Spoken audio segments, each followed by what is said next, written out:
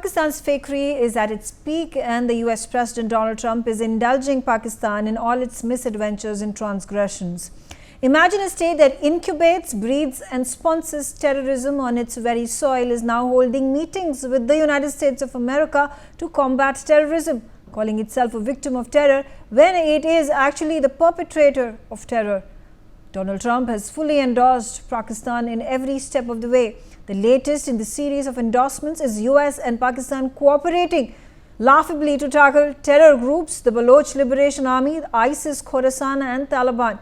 It's also interesting to note that the Resistance Front, an offshoot of Lashkar-e-Toiba and which was designated as a terrorist organization by the United States of America just weeks ago, does not find mention in this terror list that Pakistan and India are going to be working together, cooperating together to eliminate. The terror list also very conveniently fails to mention Lashkar-e-Toiba, Jaish-e-Mohammed, Jamaat-ud-Dawa, all of them that continue to be funded by Pakistan to spread terror in India. On the other hand, Pakistan has time and again linked India with the Baloch Liberation Army, which has perpetrated several attacks on Pakistani army, Pakistani personnel, infrastructure and even Chinese nationals. Pakistan's self-appointed Field Marshal Asim Munir is being hosted by Donald Trump himself. Trump has humiliated India on several accounts, from tariff sanctions for purchasing Russian oil, taking credit for ending the war with Pakistan, hyphenating India and Pakistan, tackling Pakistan with kid gloves, poking India again and again, and supporting Pakistan to continue its reign of terror. Trump has embraced Pakistan at the cost of India's friendship. Let's start off our conversation. Joining me on the telecast right now is Amjad Ayub Mirza. He is an activist who represents Pakistan-occupied Kashmir. Amjad Ayub Mirza, what are your first reactions to the news that you heard earlier today that Pakistan and United States of America are going to be bringing each other together, cooperate with each other to combat terrorism, and one of the three terrorist organizations that have been listed is the Baluchistan Liberation Army? Well, it depends whose perspective you want to follow. From the perspective of American and the Pakistan Army, anyone who wants democracy, who wants rights for ethnic groups and nationalities in an oppressed country are obviously terrorists for them. But for the masses, the real terrorist is the Pakistan Army. Ask the Afghan people how American forces terrorized Afghanistan for so many years. Ask the people of Iraq how they were terrorized by America. Ask the people of Libya. I mean, it's on and on. This is basically, America is the biggest sponsor of global terrorism. Do we not know that the Afghan jihad was all sponsored by American secret services? Similarly, anywhere in the world, from the past, like occupation of Grenada, supporting terrorist contra rebels against Nicaragua, and at least 5 big attempts on the late leader of Cuba, Fidel Castro, on his life. Cuban Missile Crisis. I mean, there's a whole history of terrorism that has been sponsored by America across the globe. So it depends whose perspective are we, taking into consideration.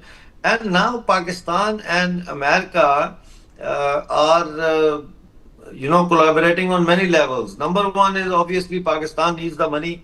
So they have offered Balochistan's rare earth minerals to Donald Trump, and they have said that they will be duty-free and custom and duty-free. They can take whatever they like. Trump loves no tariff and duty-free things. Whatever he can get his hands on for free, he's up for it. Secondly, you mentioned about BLA. But BLA in 2006, UK designated BLA as terrorist organization. I think 2014 or something like that. The Americans had designated BLA as terrorist. The only difference now is that they have said that BLA and Majid Brigade are foreign terrorist organizations. And why have they added this word foreign? Because they're targeting India. बाकी तो सब दुनिया को नजर आता है कि India के साथ दूसरे क्या कर रहे हैं, पर हमारी आंखें बंद है. We don't wake up. We don't understand. We try to play goody goody with everyone. People try to appease everyone, and if nobody is happy. The West or China, they are not happy with the way India is developing, and I mean it's on the fast track of economic and industrial development. They are not happy with that. Yeah. They don't want to see India prosper. तो ये सारी जो game है ना, ये has nothing to do with terrorism and everything to do with dragging America into this conflict, regional conflict. और America is using Pakistan, कि वो बड़ा खुश है कि पाकिस्तान उसको मिल गया है. So whenever they want to, create trouble or, they can just pump up Pakistan कि चलो भाई इंडिया में थोड़ी सी infiltrator भेज दो. Okay, all right. I'm also being joined by Ambassador Basuti Mukherjee. Ambassador Mukherjee, how should India view this development and what should be India's response over here? Because I think it is well established that there can be no support that can come from United States of America in terms of fighting terrorism that emanates out of Pakistan. Well, there is a deep contradiction in the comments that have come from the U.S. State Department, because on one hand they say that they have excellent ties with both countries, India and Pakistan, and that these ties are unchanged. On the other hand, they are encouraging this so-called field marshal who lost the Operation Sindoor against, which was launched by India because of the Pahalgam massacres. They are encouraging him to the hilt, and they have not said a word when, for the first time in the history of the world, I would say, since we acquired nuclear weapons, the first nuclear weapons, a foreign leader on U.S. soil has made nuclear threats against India and has said that if necessary, Pakistan will take half the world down with it. In other words, he is giving nuclear threats on American soil, and there has been no overt or covert criticism about his statement emanating from the Americans. So there is a blatant contradiction. Secondly, as has been correctly pointed out by my co-panelist, the Baluchistan Liberation Army is intended to liberate Baluchistan from the illegal occupation of Baluchistan by Punjab, Pakistan, and they are fighting for their homeland. The American president appears to be under the erroneous impression that he can get his hands on Baluchi resources by encouraging a crackdown on Baluchistan Liberation Army and calling it a foreign organization. Correctly, as explained by my co-panelist, seems to imply that the entire Baluchistan Liberation Army has been created by India and is India's weapon against Pakistan. In other words, instead of Pakistani terrorism targeting India, Indian terrorism is targeting Pakistan through Baluchistan. Yeah. They would get a very bad surprise, Megha, if they try to get into Baluchistan, because as you know, the Americans hate body bags. There are many Chinese body bags that have come back from Baluchistan.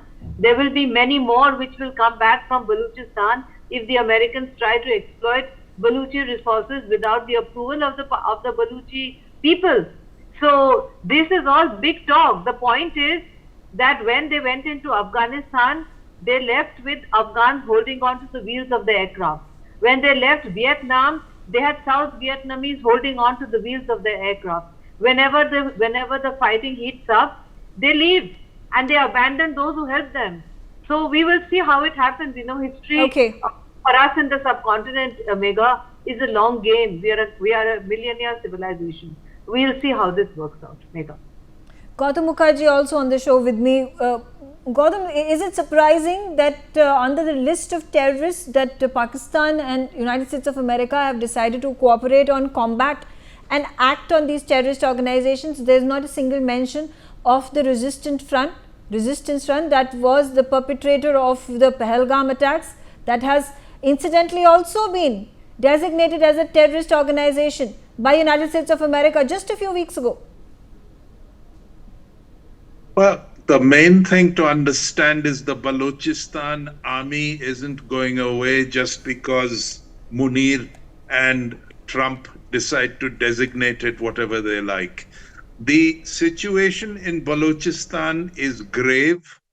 Even a few days ago, again, the Jafar Express was derailed, and it is virtually impossible for the Pakistani troops to enter or to hold any position in Baluchistan overnight.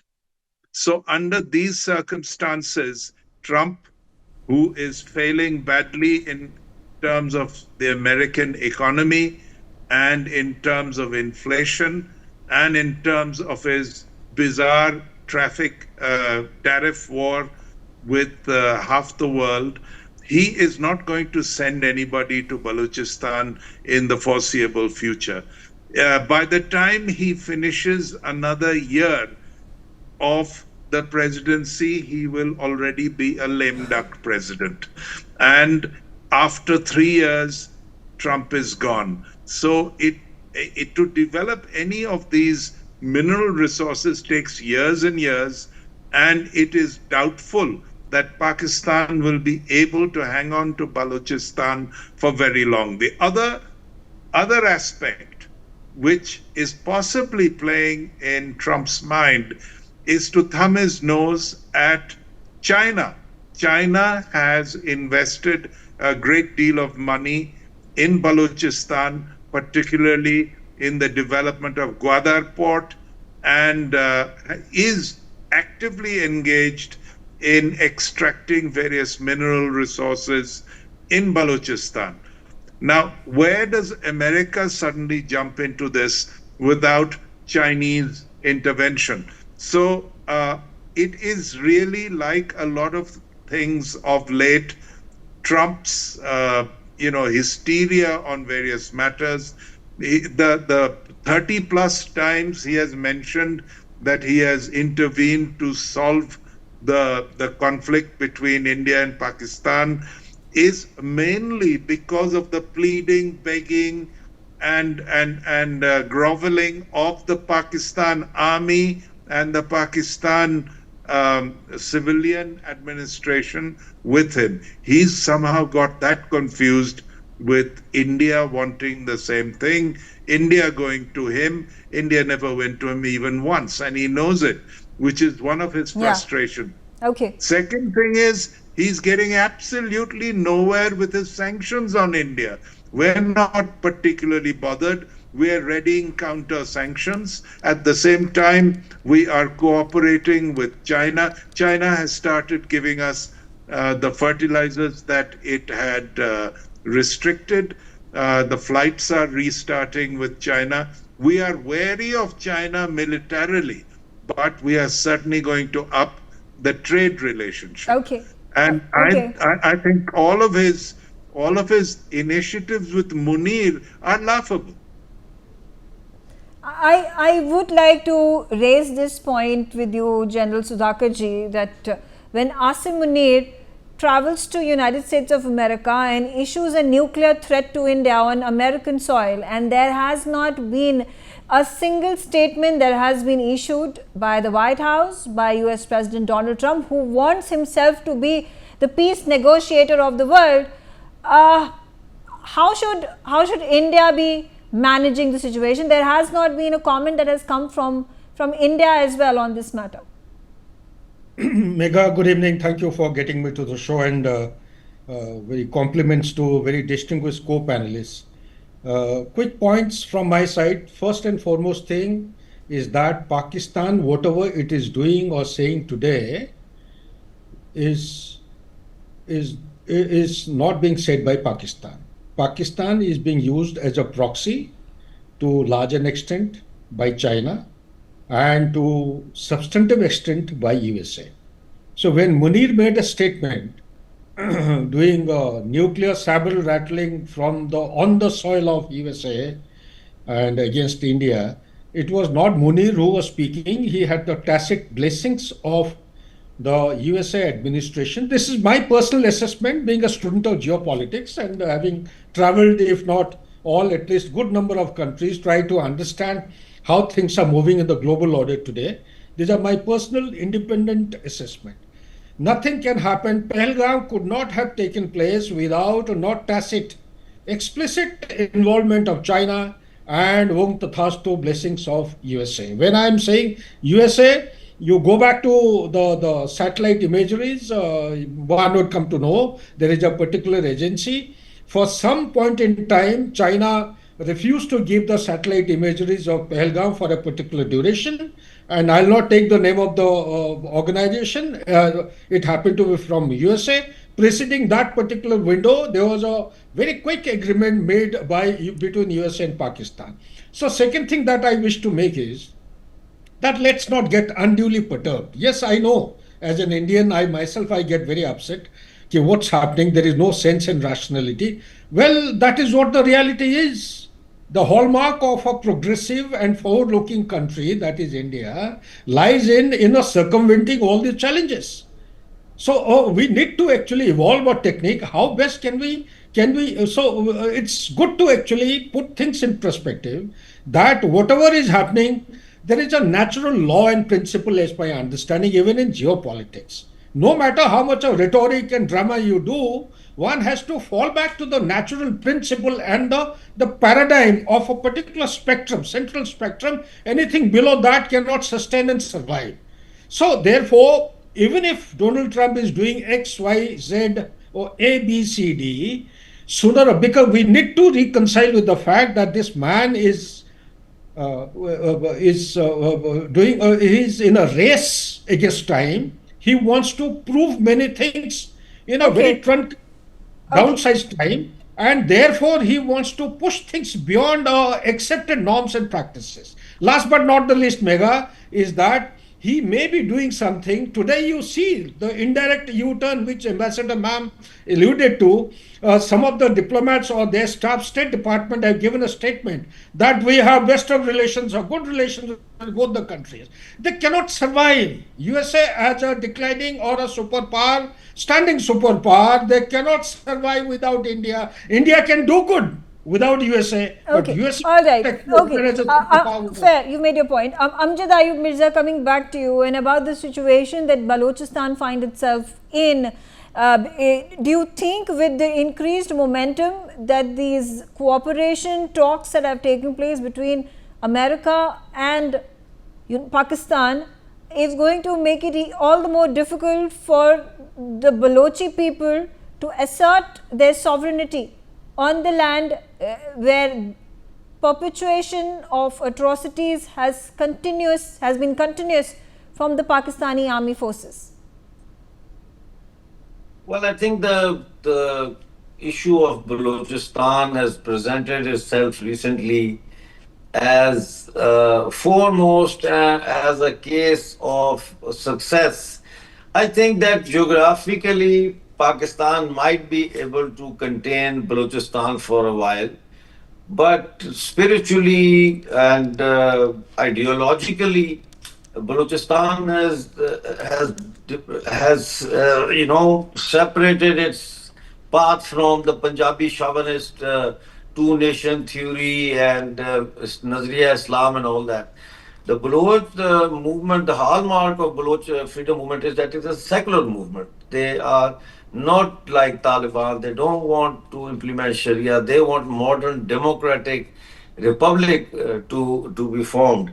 And I think that the fact that on the 1st of August, 20 Pakistani soldiers were killed there, and just 2 days ago on Monday, 9 Pakistani soldiers, including officer, captain, were killed, and it's going on and on and on. It shows that the dual power, the stage where the oppressor and the oppressed both militarily become like dual power situation in the territory. Now that dual power is tilting in favor of Baloch Liberation Army and BLF and all that, and I don't think this is going to make any difference. And if, as Mukherjee ambassador said, that America hates body bags, and Baloch have already said that we welcome Americans, no problem, but we will send you back Okay. in the body bag. Okay. You know. Okay. All right. Coming back to you, Ambassador Mukherjee. Now, in the larger scheme of things, how difficult will it be for India to continue and sustain its relationship with United States of America, even as there are these parallel developments that are taking place? External Affairs Minister S. Jaishankar will be in Moscow on 21st of August. There is going to be the Defense Minister of Russia, who will, after the visit finishes, is going to be arriving in India. And of course, President Putin's impending visit to India as well. Meanwhile, also, when we take a look at the SCO summit that takes place, all these three leaders from China, India and Russia are going to be aligning, congregating. How do these developments impact the already damaged India-US relations? Well, Megha, I would like to, in response to your question, quote the State Department and say, India has excellent relations with the United States. India has amazing relations with the United States. These are relations which have been built up from colonial times till today. They cannot be upset by any one individual. We have people-to-people ties. We have business ties. We have defense cooperation. We have the huge Indian diaspora, which is contributing big money to both parties, Democrats and Republicans. And India is not perturbed by one individual who is there, as Gautam, I think, pointed out, who will go away after 3 years. We will weather the storm as we have weathered other storms. A country that has weathered Winston Churchill, from Winston Churchill till now, surely we can weather President Trump. So I would like to say we have excellent relations with the United States. We believe in strategic autonomy, even if the American president doesn't like it. We are free to exercise our strategic autonomy, and we are doing so at a time when we realize that since President Trump wants to hyphenate India with Pakistan, we then too are free to look at other partners, including trading partners, since he wants to bring 50% tariffs and destroy our economy, our agriculture, our farmers, etc. He seems to be oblivious to the fact that if there is civil unrest in a country of 1.4 billion people, that is not good for American strategic interests. We are an oasis of democracy in an unstable region. If he wants to destabilize us by destabilizing us economically, he needs to ask his advisors to whom he doesn't listen, is that good for America in the short, medium and long term? The answer is no. Okay. We have excellent relations with the United States, and we're going to keep it. Okay, all right. On that note, I'm out of time. I thank all of you for joining me on the telecast and sharing your views. I'll take a short break. Thanks for watching Newsx.